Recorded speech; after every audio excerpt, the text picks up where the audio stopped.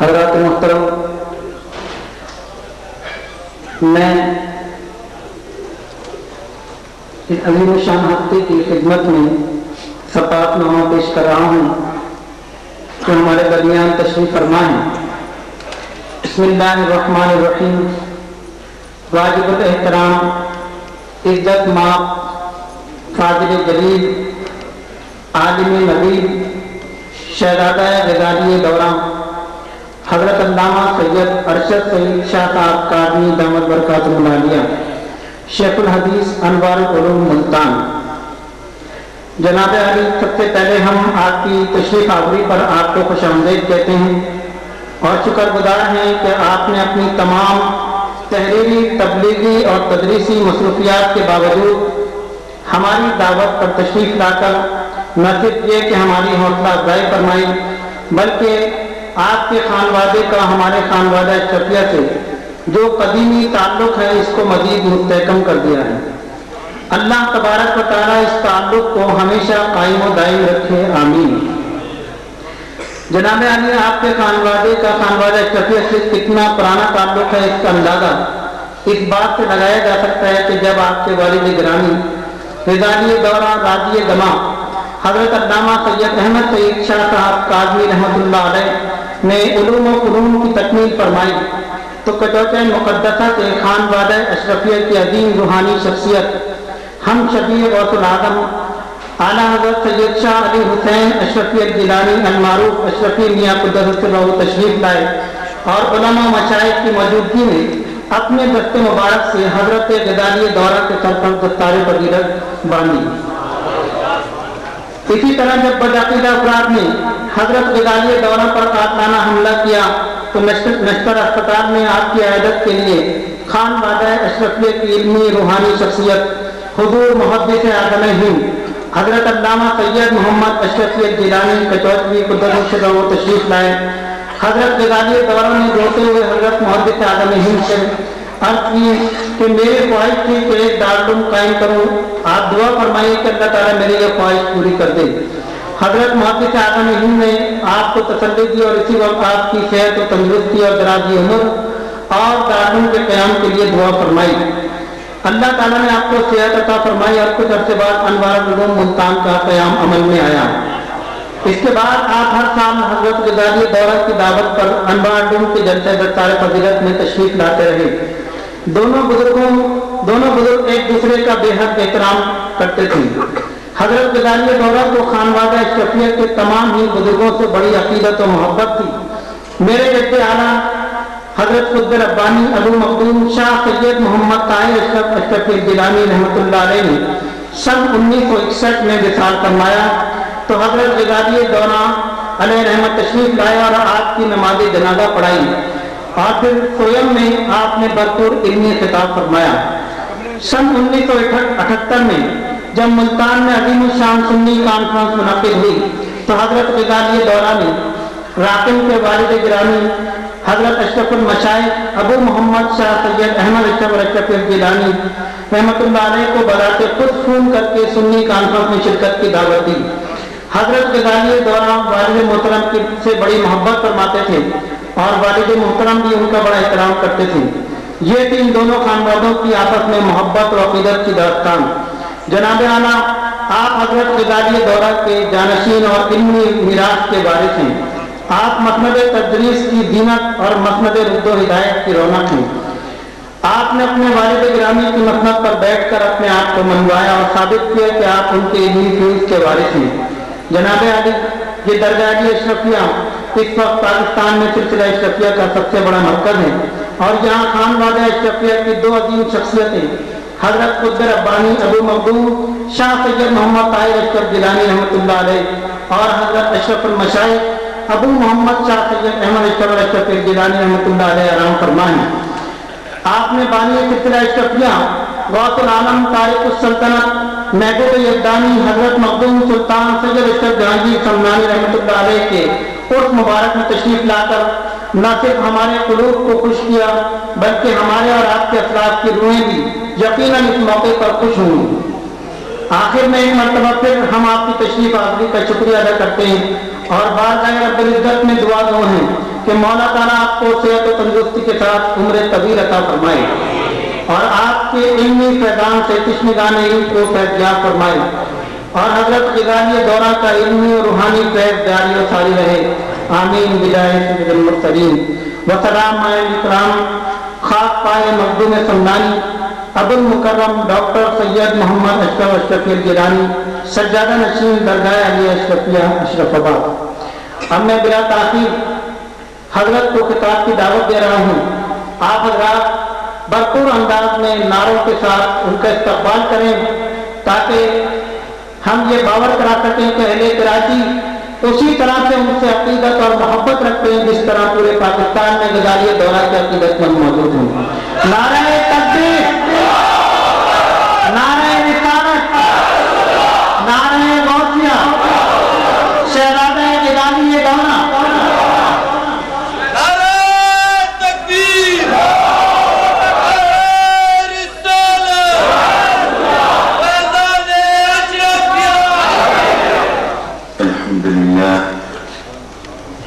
الحمد لله رب العالمين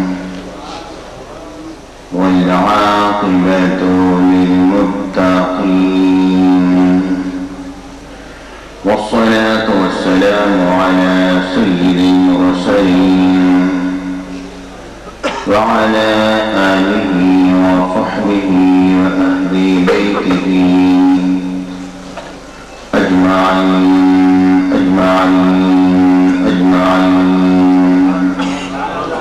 أما بعد فأعوذ بالله من الشيطان الرجيم. بسم الله الرحمن الرحيم. ألا إن أولياء الله لا خوف عليهم ولا هم يحزنون. صدق الله العظيم وصدق رسوله النبي الكريم الأمين.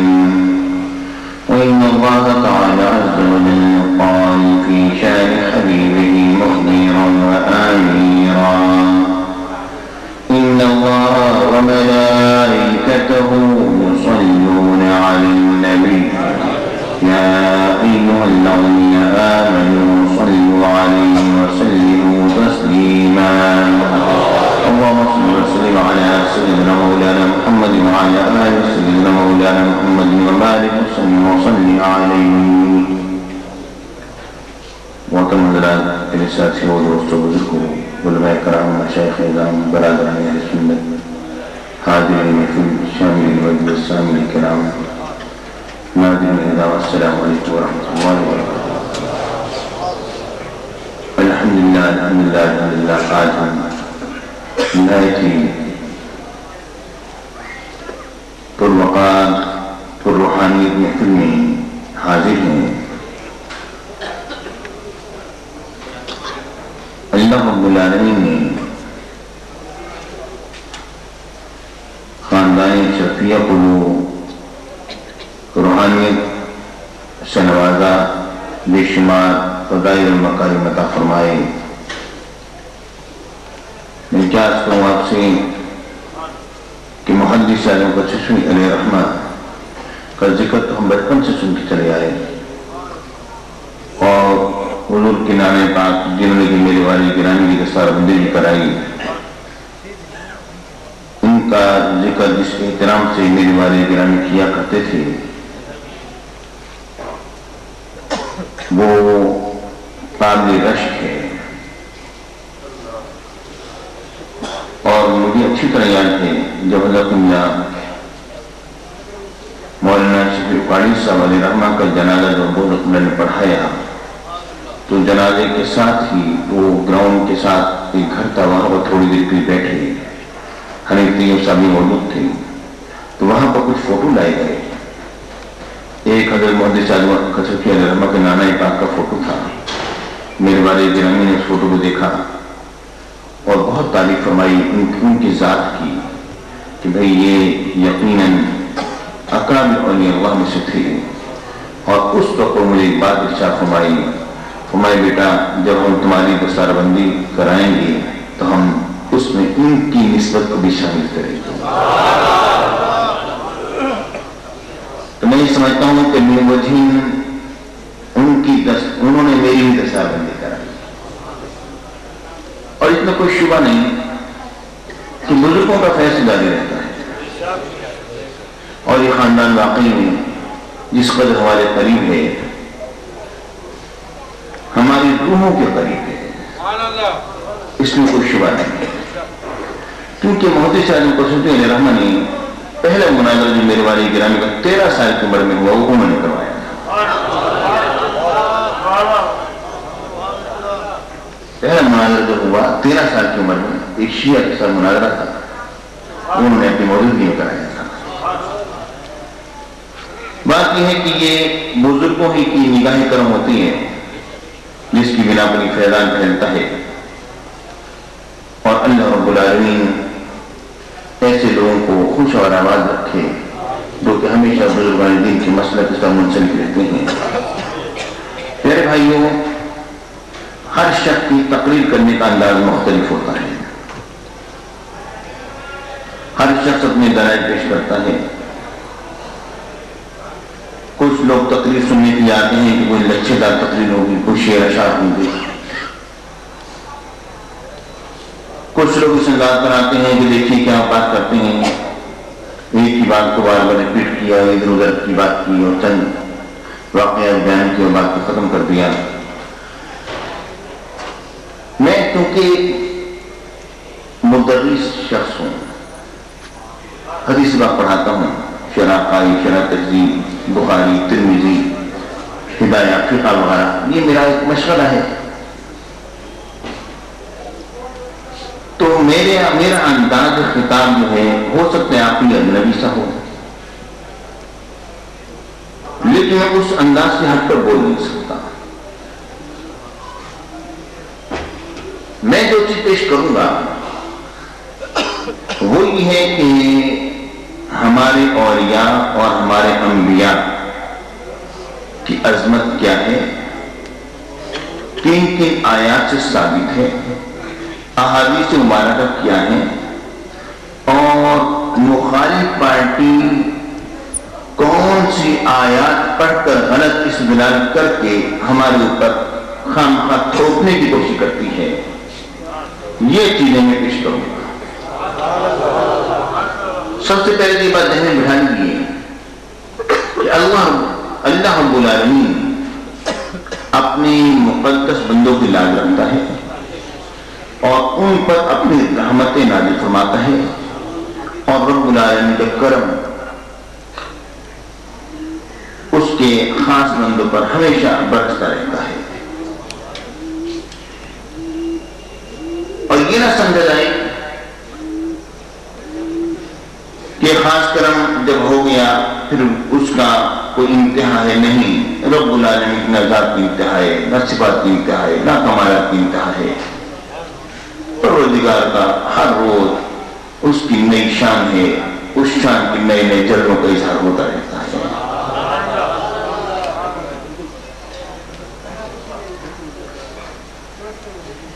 परवरदिगार ने अपने मुक़द्दस बंदों को दुनिया में भेजा।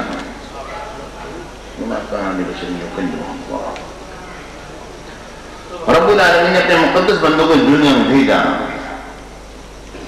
और भेजने के बाद इस तरह नहीं कि उनको खाली खोली भेज दिया हो और उनसे कोई राब्ता ना रखा हो, बल्कि परवरदिगार ने उनसे बाकायदा एक राबिता रखा। और राबिता भी किस अंदाज में रखा कि परवरदिगार ने उनकी हर आन और हर लम्हा उनकी हिफाजत फरमाई और परवरदिगार ने उन्हें अपने हम कलामी के शरफ से भी नवाजा। अब जिन्हें रब्बुल आलमीन ने अपने हम कलामी के शरफ से नवाजा, वो कौन लोग हैं, वो कैसे लोग हैं? वो अल्लाह के मुक़द्दस बंदे हैं। और इसी चीज को कुरान मजीद में रब्बुल आलमीन ने इस तरह बयान फरमाया, वमा काना लिबशर अन युकल्लिमहुल्लाह, कोई बशर भी ऐसा नहीं जिसे रब्बुल आलमीन हम कलामी का शरफ अता फरमाए, इल्ला वहयन, मगर वही के जरिए से कलाम फरमाता है, और मिन वराए हिजाब, हिजाब के पीछे से कलाम फरमाता है, और युरसिल रसूला, जो किसी फरिश्ते को भेजता है। तो تو فرشتہ وہی لے کر آتا ہے معیشہ جو اللہ تعالیٰ چاہتا ہے۔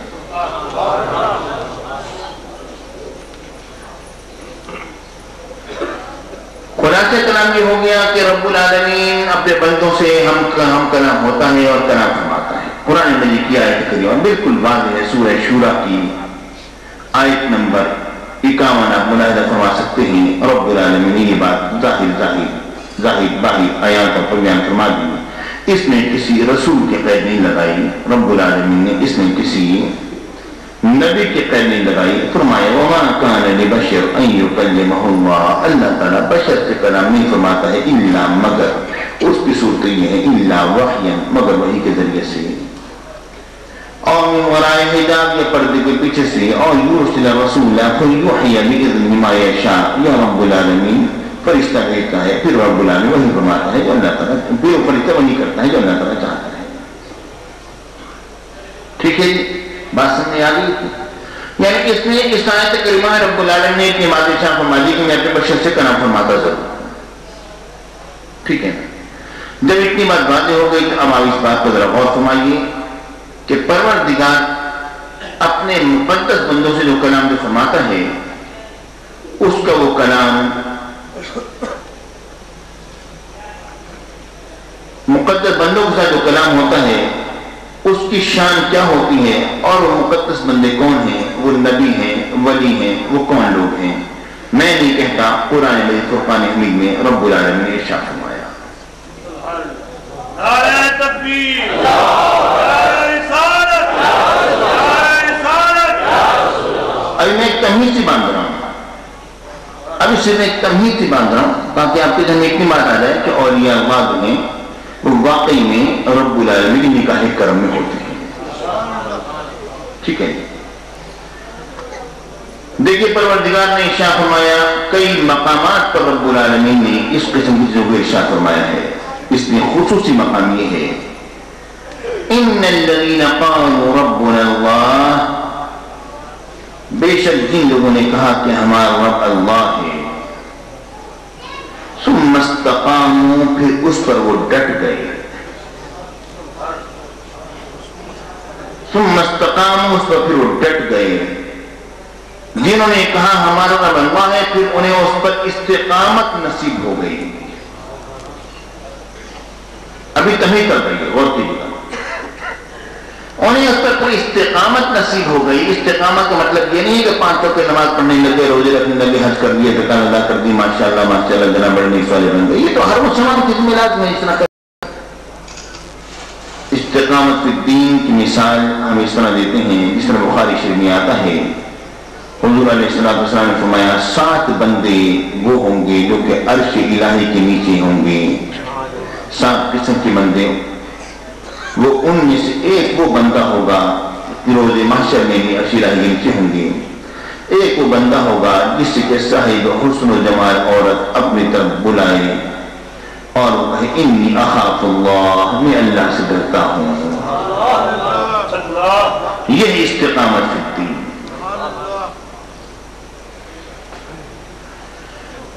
ارشاد میں رب العالمین نے ان الذین قالوا ربنا اللہ، بے شک ان لوگوں نے کہا ہمارا رب اللہ ہے، ثم استقاموا، پھر اس پر وہ ڈٹ گئے۔ ان کی شان کیا ہے؟ پروردگار نے فرمایا تتنزل علیہم الملائکہ، ان کے اوپر فرشتے نازل ہوتے ہیں۔ قرآن مجید کی سورہ حامیم سجدہ کی آیت نمبر 30، 31 اور 32 ملاحظہ کی۔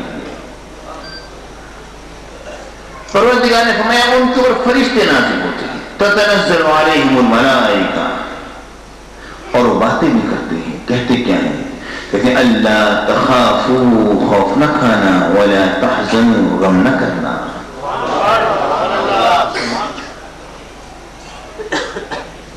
یعنی اللہ کے جو مقدس بندے ہوتے ہیں ان پر رب العالمین کی طرف سے فرشتے نازل ہوتے ہیں۔ یہاں پر انبیاء کے قید نہیں ہے، فرمان ہوا ہے کہ جو جسے بھی استقامت فی الدین نصیب ہوگی اس کی بات ہو رہی ہے۔ لیکن آج اگر ہم یہ بات کہیں کہ حضرت قبلہ مخدوم سید اشرف جہانگیر سمنانی علیہ رحمت و رضوان پر فرشتے نازل ہوا کرتے تھے، لوگ کہیں گے مشرک ہے۔ آج اگر ہم یہ یہ بات کہیں کہ حضرت دادا گنج قاری حضری علیہ رحمۃ رضوان کو فرشتے نازل ہوا کرتے تھے، لوگ کہیں گے مشرک ہے، لوگ کہیں گے کافر ہو گیا۔ آج اگر ہم یہ بات کہیں کہ حضرت عبداللہ شاہ غازی علیہ رحمۃ رضوان کو فرشتے نازل ہوا کرتے تھے، لوگ کہیں گے کافر ہو گیا، مشرک ہو گیا۔ اب یہ قرآن کہہ رہا ہے تتنزل علیہم الملائکہ، ان پر فرشتے نازل ہوتے ہیں۔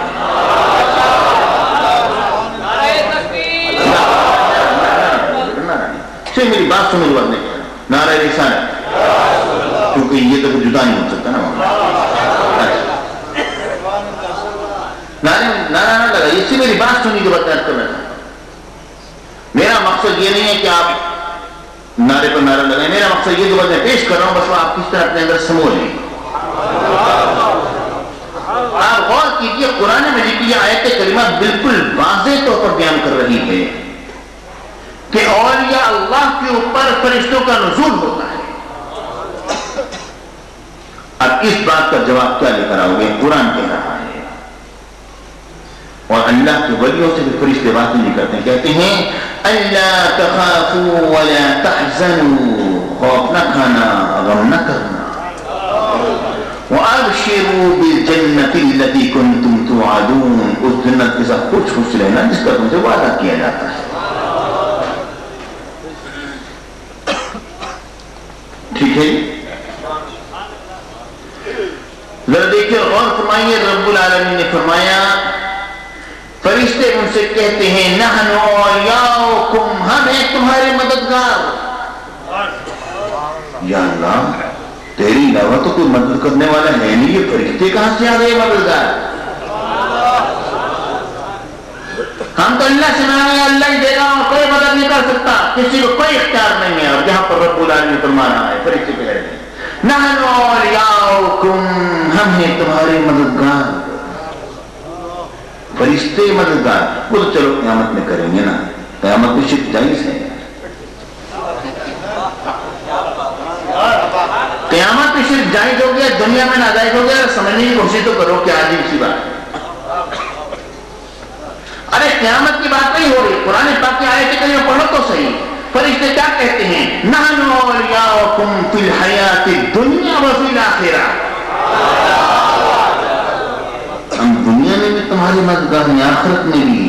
مطلب یہ ہے کہ وہ دنیا میں ان کا نزول ہے، تبھی تو کہہ رہے نا دنیا میں مددگار ہیں، یہ آخرت میں سے نزول نہیں ہے۔ یہ نہ سمجھ لینا کہ آخرت میں فرشتے نازل ہوں گے اور آخرت میں باتیں کریں گے۔ اگر آخرت میں باتیں کریں گے تو پھر دنیا والی بات پوری ہو نہیں سکتی، یہ دنیا تو گزر گئی۔ دنیا میں رہتے ہوئے فرشتے جو اور یا اللہ کی بارگاہ میں حاضر کیا کرتے ہیں۔ بہت سے عالم شیخ عبد القادر جیلانی کی بارگاہ میں فرشتے حاضر کیا کرتے تھے، خواجہ غریب نواز کی بارگاہ میں فرشتے حاضر کیا کرتے تھے، حضرت قبلہ مختوم مقامی سید اشرف جہانگیر سمنانی علیہ رحمۃ رضوان کی بارگاہ میں فرشتے حاضر کیا کرتے تھے۔ کوئی نام آیا اس کی مسجد، ہم تو قرآن پڑھا اور ہم نے وہ مقدس لوگ پیش کر دیے، وہ کہتے ہیں نیکی نہیں حاضری دیتے تھے، وہ بھی سب کہتے ہیں انہیں کوئی ایسا گزرا تو نہیں جس کے بعد فرشتے آتے ہیں۔ اگر انہیں کوئی گزرا ہوتا تو وہ بھی مان لیتے، کہتے ہیں بڑیوں کو غیب کا علم نہیں ہے، وہ بھی صحیح کہتے ہیں انہیں کوئی گزرا تو نہیں۔ ہمارے یہاں دن رات ایک کرامات کا بازار کرانے، ہم کس کس کی کرامتیں انکار کریں؟ ہم کدھر جائیں بتاؤ کیسے؟ ہم خواجہ غریب نواز کی کرامت کی انکار کریں، ہم غوث اعظم کے مردوں کو زندہ کرنے کی کرامت کی انکار کریں، ہم داتا گنج علی حضوری کی کرامت کی انکار کریں، ہم حضرت شاہ کسوجی کی کرامت کی، ہم کس کس ولی کی کرامت کی انکار کریں؟ بتاؤ تو صحیح۔ یہاں تو دن رات ایک بازار کرم ہے کرامات کا، ایک کا انکار کرو گے وہ دوسری دکھا دے گا، پھر تم کیا کرو؟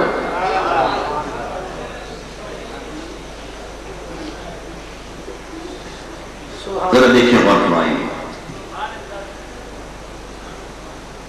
اور فرشتے کہتے ہیں وَلَكُمْ فِيهَا مَا تَشْتَهِي أَنفُسُكُمْ، جس چیز کا تمہارا نفس اشتہا کرے وہ پیش کر دیں گے۔ وَلَكُمْ فِيهَا مَا تَدَّعُونَ، جو مانگو گے پورا کیا جائے گا۔ یا اللہ جو مانگیں گے، ہاں جو مانگیں گے پورا کیا جائے گا۔ تو چلو ان کی منزل پر چل کے مانگے لیتے ہیں نا، ایک عام میت مرنے کے بعد ماں مٹی کے نیچے رہتی ہے اور جو ہماری جوتیوں کی چاپ کی آواز سنتی ہے وہ باہر سے ہماری کوئی بات نہیں سنے گی کیا؟ چلو چل کے مانگے لیتے ہیں، کیونکہ اگر انہوں نے دعا کے ہاتھ کھڑے کر کے رب سے مانگ لیا ہمارا تو بیڑا پار ہو جائے گا نا۔ لوگ یہ کہتے ہیں وہ تو برزخی حیات تھی، اس لیے برزخی حیات ان کا بھی وہ سنا کرتے تھے جوتیوں کی چاپ کی آواز۔ ارے اتنا بیوقوفانہ کلام ماشاءاللہ میں نے آج تک نہیں سنا۔ یہ تو بتاؤ ہم برزخ میں چل رہے ہیں یا دنیا میں چل رہے ہیں؟ دنیا میں چل رہے ہیں نا۔ چل ہم دنیا میں رہے ہیں کہتے ہیں وہ برزخ کی حیات سے سن رہا تھا، یہ درست نہیں ہوتا کہ ناخن تو لو، یعنی دنیا کی آواز وہ پھر کیسے سن سکتا ہے جب تک اس میں دنیا کی حیات نہیں ہوگی؟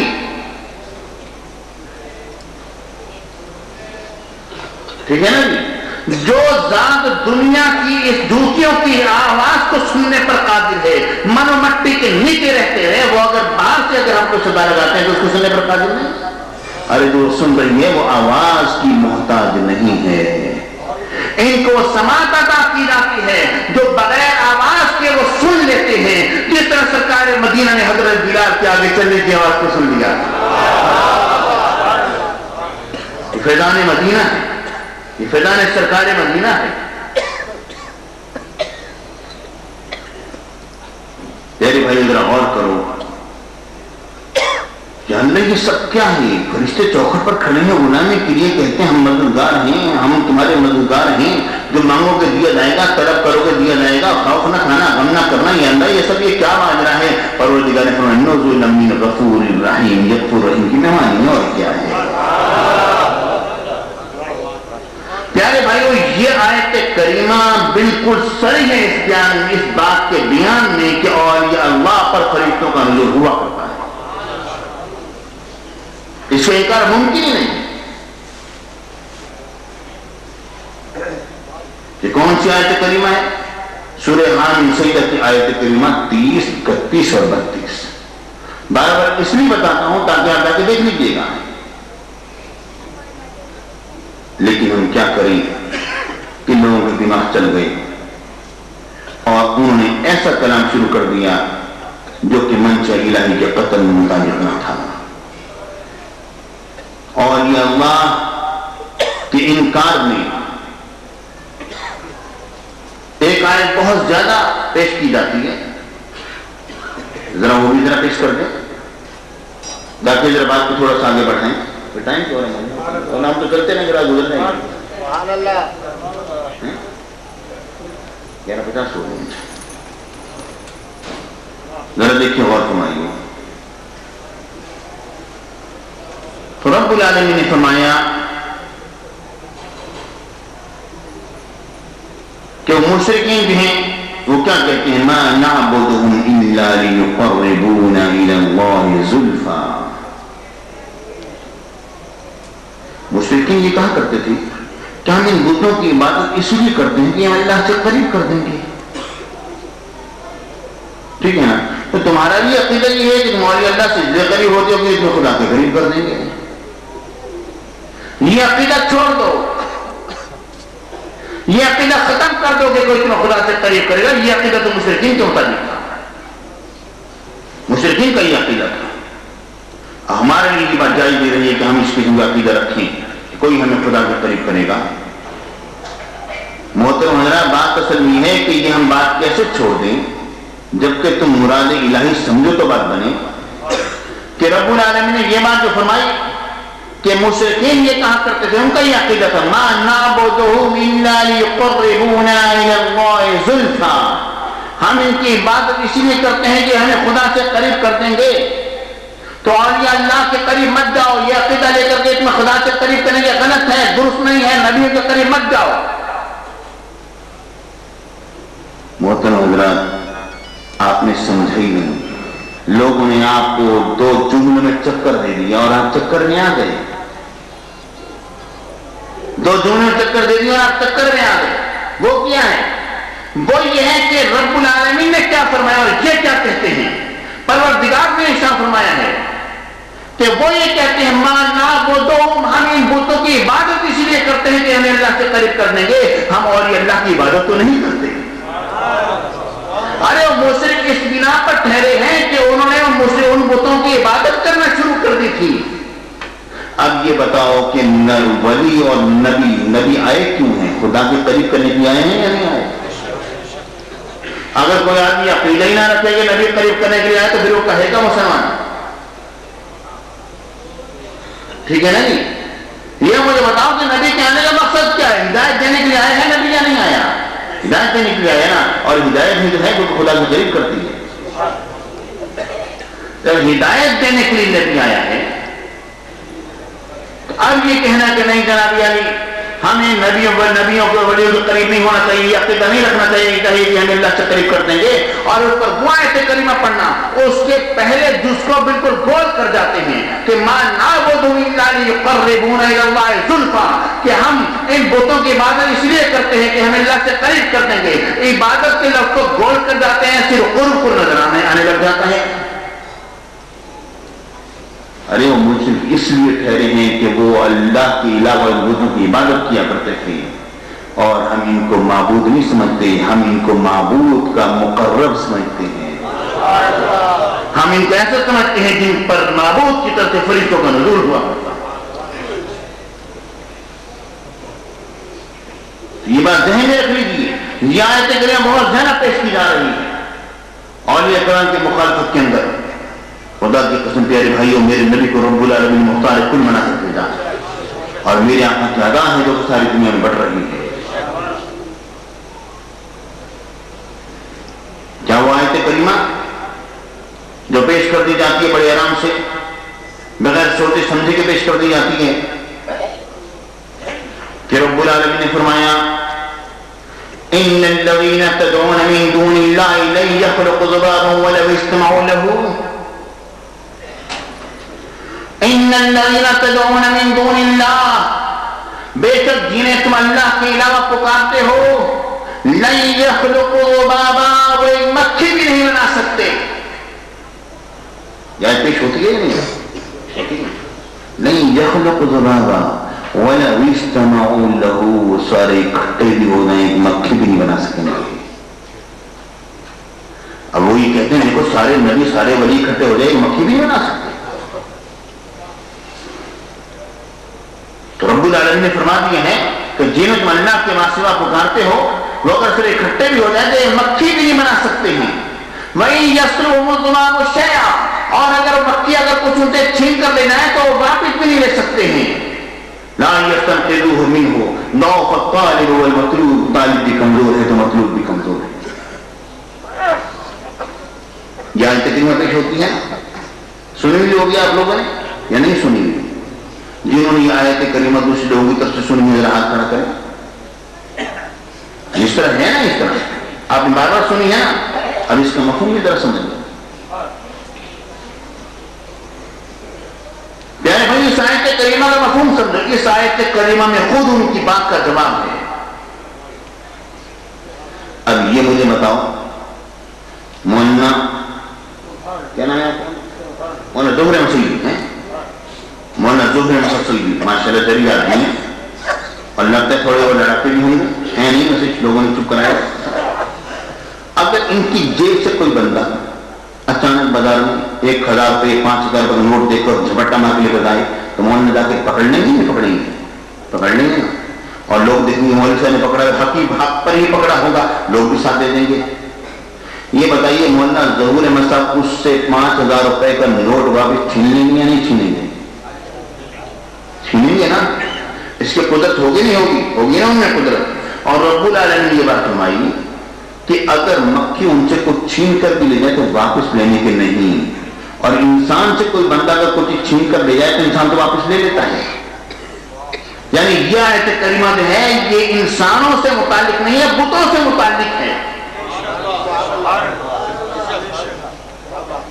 یہ آیت کریمہ انسانوں سے متعلق نہیں بلکہ بتوں سے متعلق ہے۔ جہاں پر یہ میں دوبارہ آیت کریمہ پڑھتا ہوں اور آپ سمجھ بات آ رہے ہیں، رب العالمین نے فرمایا ان الذين تدعون من دون الله لن يخلقوا ذبابا ولو اجتمعوا له، جنہیں یہ اللہ کے علاوہ پکارتے ہیں، اللہ کو چھوڑ کر پکارتے ہیں، یہ سب اکٹھے بھی ہو جائیں گے مکھی بھی نہیں بنا سکتے۔ وَإِن يَسْلُبْهُمُ الذُّبَابُ شَيْئًا، اور اگر مکھی ان سے کچھ چھین کر بھی لے جائے لا یستنقذوہ منہ تو اس سے وہ واپس لینے کے نہیں. یہاں تو مکھی بندہ بھی کچھ چھین کر لے جائے تو انسانوں سے واپس لے لیتا ہے. ٹھیک ہے نا. ثابت ہو گیا یہ آیت کریمہ انسانوں سے متعلق نہیں ہے. آپ یہ کہیں گے نہیں بات تو مکھی کی ہو رہی ہے نا, اگر مکھی کو چوس کر چلی جائے تو انسان کیسے اس سے واپس لے سکتا ہے. ٹھیک ہے نا. اگر یہ اعتراض کیا جائے اس کا جواب اسی آیت کریمہ میں رب العالمین نے عطا فرمایا ہے. پروردگار نے آیت کریمہ شروع اس طرح فرمائی ہے یا ایھا الناس اے لوگو, دورے میں مثل ایک مثال بیان کی گئی فاستمعوا لہ اسے تم غور سے سنو. ایک مثال کے طور پر بات کی جا رہی ہے کہ مکھی بھی کوئی چھین کر لے جائے تو واپس نہیں لے سکتے ہیں, کوئی اور اگر چھین کے لے جائے گا تو وہ کیسے واپس لے سکیں گے. مطلب یہ کہ مکھی کا ذکر تو صرف ایک مثال کے طور پر ہے, حقیقت نہیں. جو مکھی سے چیز واپس نہیں لے سکتا ہے تو کوئی کسی اور سے کیا واپس لے گا. بات سمجھ آ گئی. اب ذرا دیکھیے, غور کیجیے پیارے بھائیوں کہ اس آیت کریمہ کے جواب میں ہم ایک بات پیش کرتے ہیں. رب العالمین نے فرمایا, پروردگار نے فرمایا, یہاں پر فرمایا کہ اگر سارے بھی جمع ہو جائیں تو ایک مکھی بھی نہیں بنا سکتے. ٹھیک ہے نا. اور دوسرے مقام پر رب العالمین نے فرمایا, عیسیٰ علیہ السلام نے فرمایا انی اخلق لکم من الطین کہیئۃ الطیر,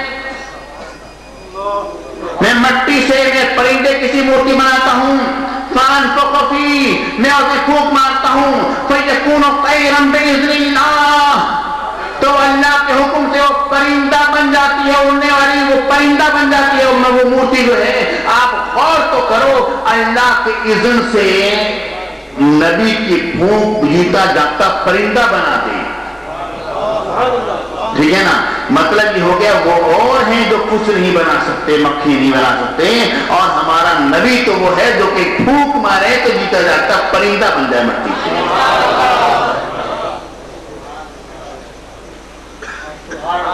دونوں طرف ذرا مقابلہ کو توازن کرو. یعنی وہ آیات جو مشرکین کے متعلق ہیں, جو بتوں کے متعلق ہیں, وہ انبیاء اور اولیاء پر چشمہ کرنا. حضرت عبداللہ بن عمر رضی اللہ تعالیٰ عنہ نے فرمایا, آپ فرماتے ہیں بخاری شریف حدیث سے بات آتی ہے, آپ خارجیوں کو بدترین قوم شمار کیا کرتے تھے اور فرمایا کرتے تھے کہ یہ وہ لوگ ہیں جنہوں نے کہ وہ آیات جو کہ بتوں کے متعلق تھی مسلمانوں پر چشمہ کرنا شروع کر دی. محترم حضرات, بات اصل یہی ہے, خدا کی قسم سے اللہ رب العالمین نے اپنے پیارے بندوں کو بڑا اختیار عطا فرمایا ہے. وہ من دون اللہ والے ہیں, اللہ کو چھوڑ کر جو جانے والے ہیں وہ سارے بھی جمع ہو جائیں گے تو کیا ہے مکھی بھی نہیں بنا سکتے, اور جو باذن اللہ والا ایک ایسا ہے پھونک مارے تو پورا کا پورا پرندہ بن جائے. آپ ذرا دیکھتے غور کیجیے, یہ بات ذہن میں رکھ لیجیے گا کہ الحمدللہ ہمارے جو بزرگ ہیں اللہ رب العالمین نے انہیں جو کرامات عطا فرمائی, جو اختیارات عطا فرمائے, وہ ایسے اختیارات ہیں جن پر کہ ان کو مکمل طور پر کنٹرول دیا گیا ہے. یہ نہیں ہے جس طرح کے بعض مفسرین نے اپنی تفسیر معارف القرآن کے اندر لکھ دیا کہ ان نبیوں اور ولیوں کی کرامات ان کے معجزے ایسے ہی ہیں جس طرح کے ٹیوب اور بلب ہیں, جنہوں نے بٹن آن کر دیا تو بلب روشن ہو گیا اور جنہوں ٹیوب جو ہے چل پڑا اور پنکھا جو ہے وہ چلنے لگ گیا. یہ تو اس طرح کا معاملہ ہے. پیارے بھائی, اس طرح کا معاملہ نہیں ہے, بلکہ رب العالمین نے ان کو عطا کیے ہوئے ہوتے ہیں, ان کو پورا اس پر کنٹرول ہوتا ہے, اور یہ کنٹرول رب العالمین کی طرف سے عطا کردہ ہوتا ہے. اور اس بات کی دلیل قرآن مجید کے اندر رب العالمین نے ارشاد فرمائی ہے. دیکھیے رب العالمین نے فرمایا فَسَخَّرْنَا لَهُ الرِّيحَ تَجْرِي بِأَمْرِهِ رُخَانَ حَيْثُ أَصَابَ, ہم نے مسخر کر دیا سلیمان علیہ السلام کے لیے ہوا کو, تجری بِأَمْرِهِ, جو ان کے حکم سے چلتی ہے, رخان ہولے چلتی ہے, من ہے تو اصاب, جہاں پر وہ چاہتے ہیں وہ چلتی ہے. اب غور کیجیے, رب العالمین نے فرمایا کہ ہم نے سلیمان علیہ السلام کے کے لیے مسخر کر دیا ہے ہم نے ہوا کو. یعنی یہ ان کا معجزہ تھا، ان کے کنٹرول میں تھا. ٹھیک ہے نا. اور پروردگار نے فرمایا آگے رب العالمین نے ارشاد فرمایا والشیاطین، اور شیطانوں کو بھی ہم نے ان کے لیے مسخر کر دیا.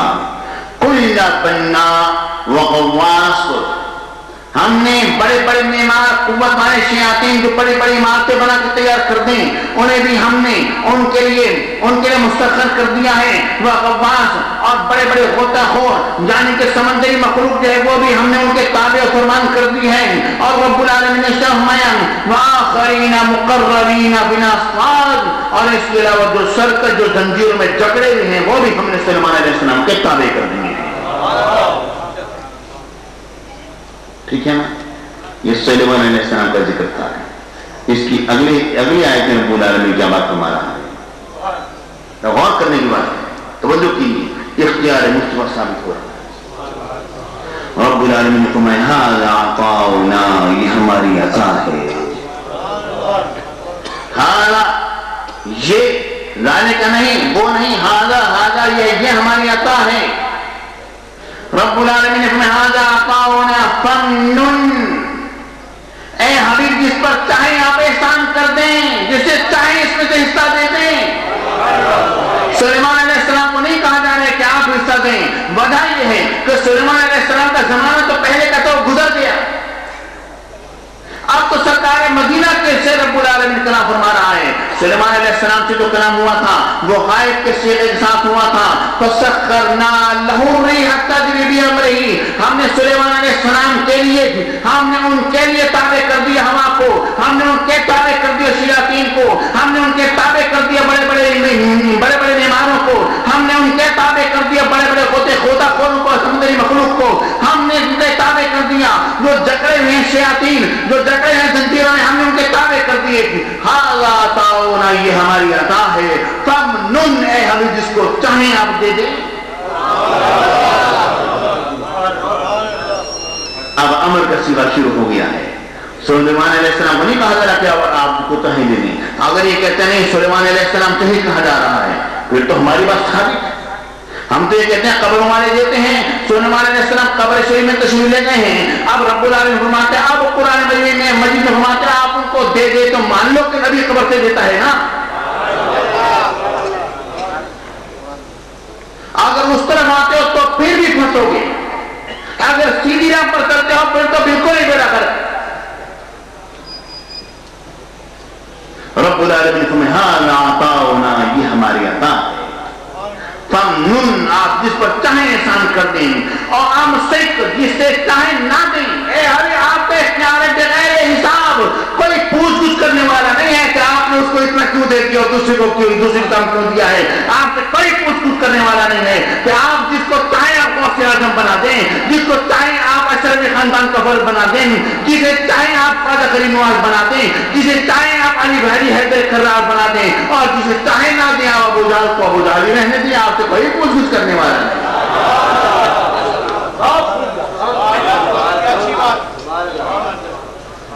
آپ سے کوئی بھی پوچھ گچھ کرنے والا نہیں. آپ سے کون پوچھ سکتا ہے؟ کوئی بھی نہیں پوچھ سکتا. آپ کی شان رب العالمین نے نرالی بنائی ہے. حضور علیہ السلام کو اختیار کل ہے. فمنن، جسے چاہیں دے اور ہم سے نہ دے، روک لیں. جسے چاہیں دے دیں، جسے چاہیں نہ دیں، آپ کی مرضی ہے.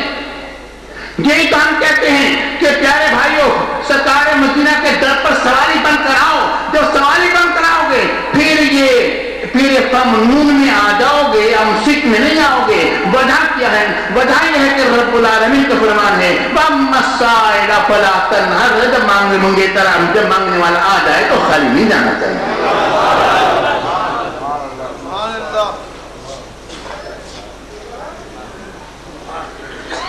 یعنی بھائیوں ذرا غور کرو. رب العالمین نے ارشاد فرمایا، آپ نے سنا قرآن آیات کو کس انداز میں پروردگار نے فرمایا ہے. اب اس پر ایک حدیث پیش کی جاتی ہے. اللہ بلکہ قرآن آیات سے بات شروع کرتا ہوں. رب رب العالمین نے فرمایا فلا تدعوا مع اللہ احدا، اللہ کے ساتھ کسی کو مت پکارو۔ اب اللہ کے ساتھ ہمیں کسی کو نہیں پکارنا، کسی کو ولی کو نہیں پکارنا، کسی نبی کو نہیں پکارنا، صرف اللہ کو پکارنا ہے۔ فلا تدعوا مع اللہ احدا، اللہ کے ساتھ کسی کو مت پکارو، نہیں پکارنا۔ اچھا، اب ایک شخص بیمار ہوا، ہسپتال میں گیا، تکلیف ہوئی، ڈاکٹر صاحب سے کہتے ہیں یہ ڈاکٹر صاحب بڑا سخت درد ہو رہا ہے، کرم فرمائیے، جلدی کوئی گولی دیجیے، انجیکشن لگائیے۔ ادھر اچانک پیس لگتی، کہتے ہیں یا اللہ، پھر کہتے ہیں یا ڈاکٹر صاحب جلدی کیجیے۔ موت سامنے نظر آ رہی ہے، مشرک کیوں ہوتے ہو؟ فلا تدعوا مع اللہ احدا، اللہ سے کسی کو مت پکارو۔ اب تو موت سامنے کھڑی ہے، آپ کے گھر جاؤ گے؟ نہیں جناب یہ تو ڈاکٹر صاحب ہے نا۔ ہاں ڈاکٹر صاحب ہیں، اللہ تو نہیں ہے نا۔ ہم بھی تو یہ کہتے ہیں کہ کسی کو اللہ سمجھ کے مت پکارو، ڈاکٹر سمجھ کے پکارتے تو کوئی حرج نہیں ہے۔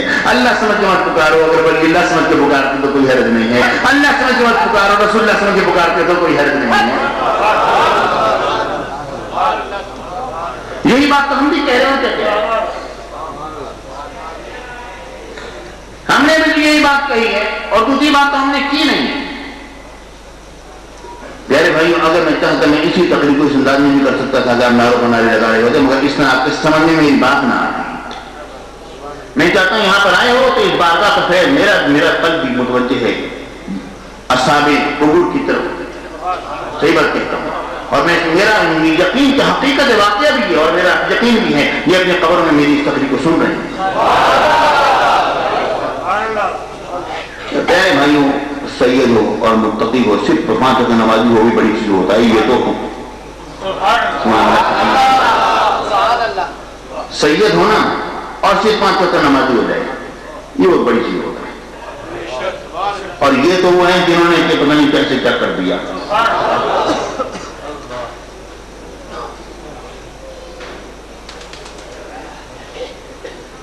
فلا تدعوا مع اللہ احدا، اب اس کی تفسیر قرآن میں ایک دوسری آیت کریمہ کر رہی ہے۔ فلا تدعوا مع اللہ الہا آخر، کسی کو تم اللہ کے ساتھ کسی اور کو معبود سمجھ مت۔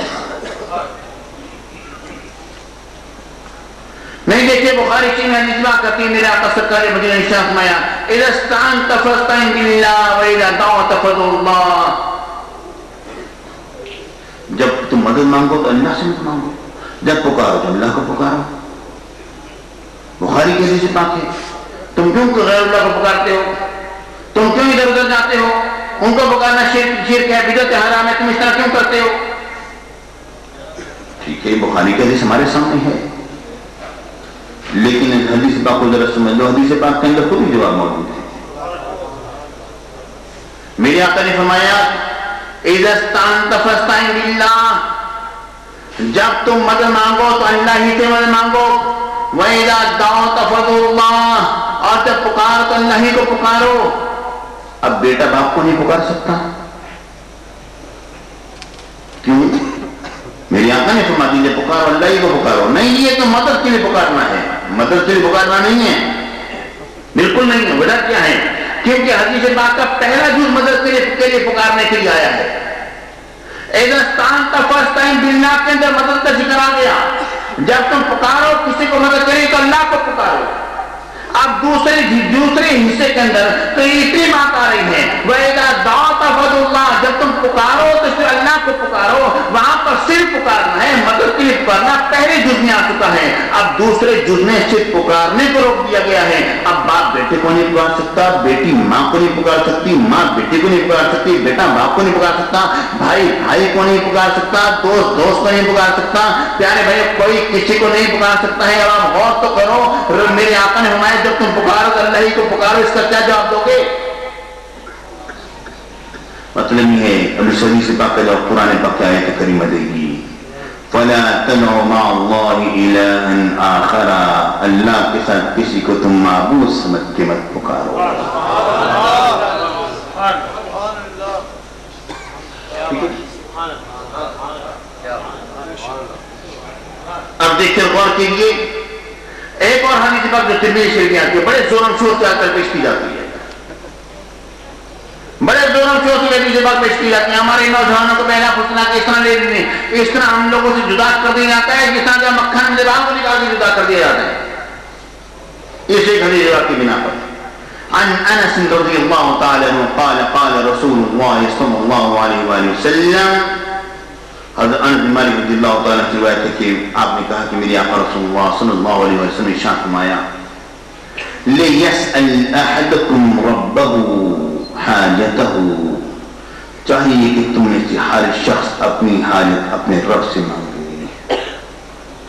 لِيَسْأَلْ چاہیے کہ سوال کرے، أَحَدُكُمْ تم میں سے ہر شخص رَبَّهُ اپنے رب سے، حاجتہ اپنی حاجتیں رب سے مانگے. کون کون سی حاجت رب سے مانگے؟ کلھا ساری حاجتیں رب سے مانگے. ایک ایک حاجت رب سے مانگی جائے. اب کوئی شخص کسی سے کچھ نہیں مانگ سکتا. کلھا کے کلمات آ گئے. آپ دکاندار سے جا کے نہیں مانگ سکتے کہ جناب یہ گوشت دے دو، نمک دے دو، مسالہ دے دو، مرچ دے دو، کچھ نہیں مانگ سکتے. حدیث بات میں آ گیا کلھا تمام کے تمام حاجتیں رب سے مانگے. نہیں یہ بات یہ ہے کہ قاضی صاحب آپ نے تو الٹی سیدھی بات کر دی ہے. وجہ اصل یہ ہے کہ یہ تو عام روٹین کے معاملات ہیں، یہ پھر اس کے مانگنے میں تو کوئی حرج نہیں نا. آپ وہ باتیں مانگتے ہیں جو کہ ہماری عقل سے ماورا ہے.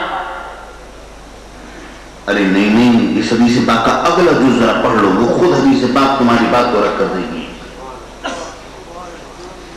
میرے آقا نے فرمایا لِيَسْأَلْ أَحَدُكُمْ رَبَّهُ حَاجَتَهُ كُلَّهَا، چاہیے کہ تم میں ہر شخص اپنی ساری کی ساری حاجتیں اپنے رب سے مانگے. حَتَّى يَسْأَلِ الْمِلْحَ، یہاں تک کہ اگر نمک بھی مانگنا ہو تو رب سے مانگے.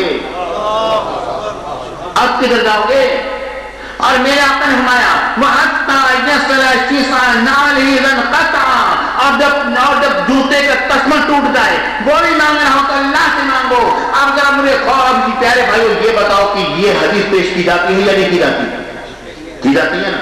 بار بار بات کرتے ہیں ہر کے اللہ سے مانگنے چاہیے. نمک تک اللہ سے مانگو، جوتے کا تسمہ ٹوٹ جائے وہ بھی اللہ سے مانگو. اور سنیو عقل کے کورے مت بنو. ان سے کہو تمہارے کتنے موبائل ہیں جو کہ دکاندار کے پاس کھڑے ہوئے کہتے ہیں یا اللہ نمک دے دے.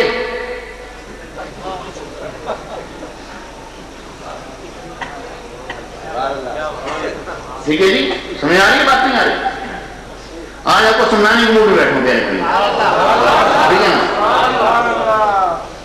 یہ بتاؤ کہ جناب یہ کوئی بہت بڑے مواحد سا بیٹھے ہوئے ہیں، دکاندار کے پاس آ جائیں اور آپ کہیں جناب یا اللہ پروردگار تم یہ نمک دے دے. دکاندار نے دو لگانے کہنے مجھے اللہ سے کیا ہے، اگر اللہ سے مانگنے مسئلے پر بیٹھ کے مانگو. یہاں پر دکاندار سے مانگو گے تو یہاں پر اللہ سے مانگنے مسئلے پر بیٹھ کے مانگو. کوئی تو مجھے اس زمانے میں ایسا موبائل دکھاؤ جو کہ حدیث پاک پر عمل کرتا ہو. اور میرے آقا کی حدیث پاک ہے، ترمذی شریف کی حدیث پاک ہے، صحیح حدیث پاک ہے. میرے آقا نے فرمایا اگر نمک بھی مانگنا ہو تو اللہ سے مانگو، جوتے کا تسمہ ٹوٹ جائے وہی مانگنا ہو تو اللہ سے مانگو. اب یہ بتاؤ کہ کتنے لوگ ایسے ہیں جو کہ باٹا کی شاپ کو یا سروس کی دکان کو چھوڑ کر پہنچ جاتے ہیں اللہ سے تسمہ مانگنے کے لیے. اللہ یہ پروردگار تصویر کھڑکا رہی ہے، اللہ تسمہ چاہیے، اللہ تسمہ چاہیے، اللہ تسمہ چاہیے. کوئی ہے جو اس طرح مانگنے والا ہو؟ اب بتاؤ کیا کہو گی؟ اب کیا کہو گی؟ ایک ہی بات پر آنا پڑے گا. وہ کیا ہے جو سنیوں کا عقیدہ ہے.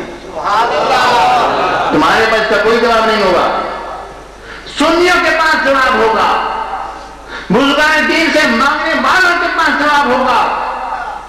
یہی جواب ہوگا کہ ہم جب دکاندار کے پاس جاتے ہیں تو ہم کس نیت سے جاتے ہیں. ہماری نیت یہ ہوتی ہے دینے والا بھی اللہ تو ہی ہے، یہ تو وسیلہ ہے.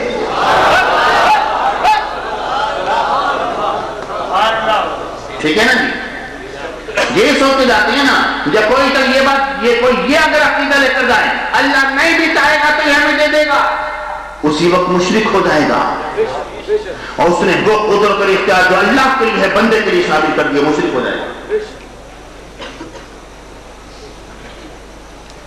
پیارے ساتھیوں، پیارے بھائیوں، اس بات پر ذرا توجہ کرو. اب صرف سنی عقیدہ رکھتا ہے، صرف سنی جو کہ بزرگان دین کا ماننے والا ہے، جو خواجہ قریب نواز اور داتا گندر علی حجیری اور غوث شاطن کا دروازے کا بھکاری ہے، اس کا یہ عقیدہ ہے کہ دکاندار سے بھی اگر مانگیں گے تو حقیقتاً دکاندار دینے والا نہیں بلکہ اللہ دینے والا ہے، یہ تو ایک وسیلہ ہے۔ ایک دکاندار جو کہ دن بھر جھوٹ بولتا ہے، آپ جاؤ تو کہتے ہیں ہاں یہ صاحب تشریف لائیے، ماشاءاللہ جناب ڈاکٹر صاحب پروفیسر صاحب تشریف لائیے، بیٹھیے، ہاں جناب یہ کپڑا چاہیے، ہاں جی حاضر ہوں جناب، ہاں کتنے کا جناب، جتنے کا خریدا اتنے کا ہی دے رہا ہوں، اگر اتنے کا ہی دینا تھا تو نے دکان کیوں لگائی تھی تو بتا دے تم کو۔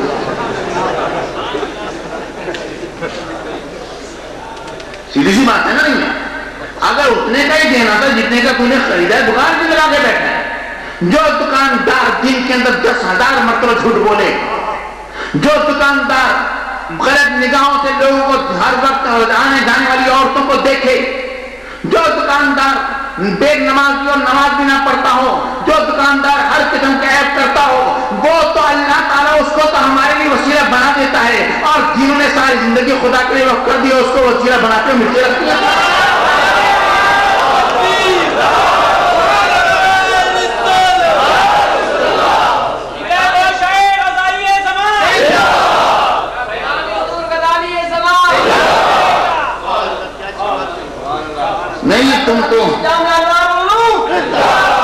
تم تو اصل یہ بات کہتے ہو کہ وہ ایسے کام مانگتے ہو تو کہ وہ ہوتے ہیں ہماری عقل میں، ہمیں بیٹا دے دو، یہ دے دو، وہ دے دو، بارش برسا دو، وہ خراب ہو رہا ہے۔ بات یہ ہے کہ حضور نے تو منع فرما دیا کہ نمک بھی کسی سے مت مانگو، اوپر کی چیزیں تو الگ رہی نا، تم نمک مانگو گے تو کس عقیدے سے مانگو گے، مجھے یہ تو بتا دو۔ جس عقیدے سے تم نمک مانگتے ہو نا اسی عقیدے سے ہم بیٹا بھی مانگتے ہیں۔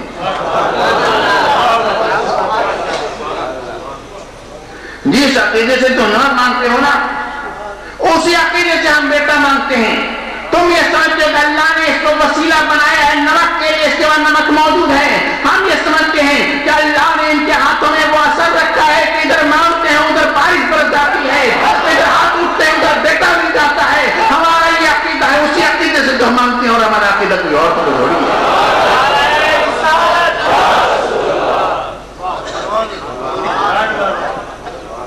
خدا کی قسم پیاری بھائی یہ بات کرنی ہے، حقیقتاً دینے والا اللہ ہے، ٹھیک ہے نا؟ سمجھ آگے بات نہیں آئی؟ رب العالمین نے فرمایا اہدنا الصراط المستقیم،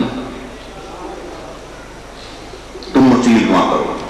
اللہ تعالیٰ کسی اللہ سے نہیں کہہ رہا ہے اللہ تو ہمیں سیدھی راہ پر چلا، اللہ تعالیٰ ہمیں فرما رہا ہے قولوا اے میرے بندو مجھ سے اس طرح التجا کرو، اہدنا الصراط المستقیم، اللہ تو ہمیں سیدھی راہ پر چلا، اللہ چلا دے سیدھی راہ پر۔ یہ پروردگار تو ہی بتائے گا نا سیدھی راہ کون سی، ہمیں کیا پتا سیدھی راہ کون سی ہے؟ صراط الذین انعمت علیہم، ان لوگوں کی راہ پر جن پر تو نے انعام کیا، یوں ہی سے مانگو یا اللہ ہمیں مانگ لیا، یا اللہ جن پر تو نے انعام کیا ان کی راہ پر ہمیں چلا دیا۔ یہ تو یہ بات ہو گئی، تو نے تو ہمیں بندوں کے پیچھے چلا دیا، اب ہم ان بندوں کو تلاش کریں نا جن پر تم انعام کیا ان کی راہ پر تبھی چلیں گے نا جب ہمیں پتہ چلے گا وہ تیرے بندے کون سے ہیں۔ تو نے ہمیں بندوں کے پیچھے چلا دیا، یا اللہ یہ کیا ہو گیا؟ ہم تو تیرے سے ڈائریکٹ ہونا چاہتے تھے، تو نے ہمیں انڈائریکٹ کر دیا۔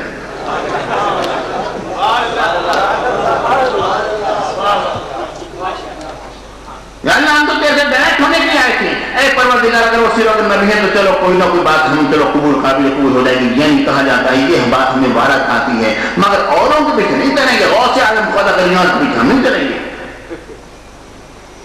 اگر وہ صرف نبی ہیں تو چلو کچھ نہ کوئی بات بن جائے گی۔ اب اے پروردگار تو بتا دے وہ کون لوگ جن پر تو انعام کے جن کے پیچھے ہمیں چلنا ہے۔ رب العالمین فرماتے ہیں الذین انعم اللہ علیہم من النبیین والصدیقین والشہداء والصالحین، وہ سارے کے سارے ہیں، نبیین ہیں، صدیقین ہیں، شہداء ہیں، صالحین ہیں، یہ سارے کے سارے وہ لوگ ہیں جن پر میں انعام کیا ہے۔ اب ان سب کے پیچھے چلنا پڑے گا، ہاں سب کے پیچھے چلنا پڑے گا نا۔ یا اللہ یہ پروردگار یہ تو بڑا مشکل کام ہے، ہم تو ڈائریکٹ ہونا چاہتے تھے۔ ارے تم کیسے میرے ساتھ ڈائریکٹ ہو سکتے ہو جبکہ میں تمہارے ساتھ ڈائریکٹ نہیں ہوں اپنے معرفت کی عطا کرنے میں، میں نے اپنی معرفت اپنے نبیوں کے ذریعے سے عطا کی ہے، تم منہ اٹھا کر آگے ڈائریکٹ ہونے کے لیے۔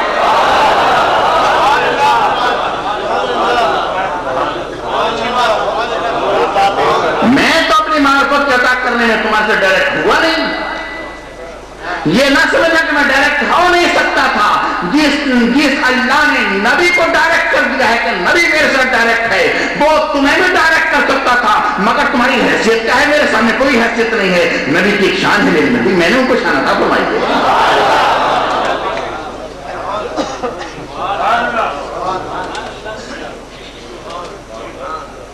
या अल्लाह परवरदिगार, हम इन सब के पीछे चलना पड़ेगा। हाँ नहीं या अल्लाह, ये तो बड़ा मुश्किल है। तेरा फजल शादी गिरानी है। इज़ा सअलक इबादी अन्नी फइन्नी करीब, जब मेरा बंदा आपसे मेरे बारे में पूछे, आप फरमा दें कि मैं तो करीब हूँ। या अल्लाह, तू तो बहुत करीब है, तू तो रबीजा से भी ज़्यादा करीब है। हाँ मैं तो हर एक के करीब, मगर वो कोई भी होता है जो मेरे करीब होता है।